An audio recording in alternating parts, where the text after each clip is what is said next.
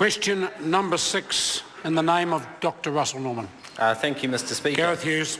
To the Prime Minister, does he stand by all his statements? Speaker. Right Honourable Prime Minister. Yes. Supplementary. Supplementary question, Gareth Hughes. To the Prime Minister, does he stand by his statement made yesterday that, quote, there hasn't been a single fossil fuel electricity power plant established in the 6 years we've been in government, end quote? Mr. Right Speaker, Honourable yes. Prime Minister. To the Prime Minister, Supplementary question, Gareth Hughes. does he personally remember opening the Mackay 100 megawatt gas-fired power plant, which contributes to climate change from releasing fossil fuels, on the 21st of March last year, and perhaps this photo of the Prime Minister opening it will jog his memory? Right Honourable Prime Minister. Yes, and lovely photo. Supplementary. Order. Supplementary question, Gareth Hughes. Is the Prime Minister now saying, apart from the Mackay plant, which he personally opened, his government still, though, hasn't opened a single fossil fuel electricity power plant in the 6 years he's been in government? Right Honourable Speaker, Prime Minister. Correct term should be coal-fired power plant. Supplementary. Supplementary question, Gareth Hughes. Well, perhaps does the Prime Minister personally remember opening the Stratford 200 megawatt gas fossil fuel powered plant in Taranaki on the 31st of May, and perhaps this photo of him opening it and in fact commemorating the plaque will jog his memory? Right Honourable Prime Minister. Mr. Speaker, yes, and I'm touched that the member has so many photos of me, and if he wants, I'll sign them and he can take them back after playtime. Supplementary question, Gareth Hughes. Thank you, Mr. Speaker. Well, when the Prime Minister, let's get back to the important issues, When the Prime Minister said...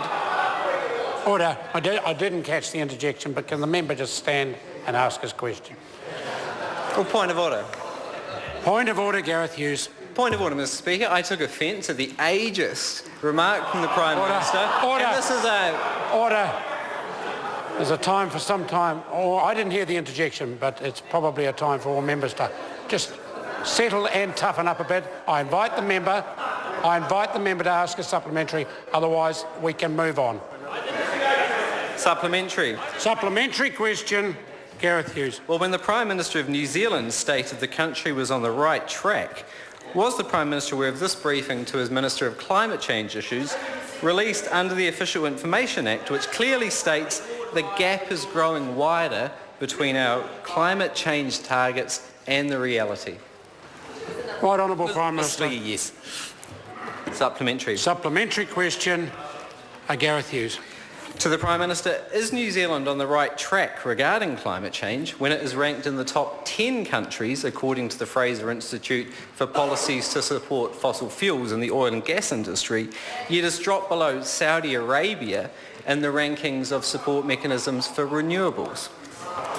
Right Honourable Prime Minister. Yes, the country is on the right track, and the member can play games with all sorts of silly little numbers if he wants to, but the reality is this is one of the few countries in the world that actually has an emissions trading scheme. This is a country investing very heavily into science and research in relation to the biggest area of greenhouse gas emissions that we have, which is agriculture. This is a country that's working hard to make sure that we reach our 90% renewable target, and what that member is really saying to New Zealanders is that he either wants to put them out of work by closing down their factory or whatever it might be, or he wants to charge consumers a lot more. And that's again why when we went to the polls and he explained that to the public, they firmly rejected his policies.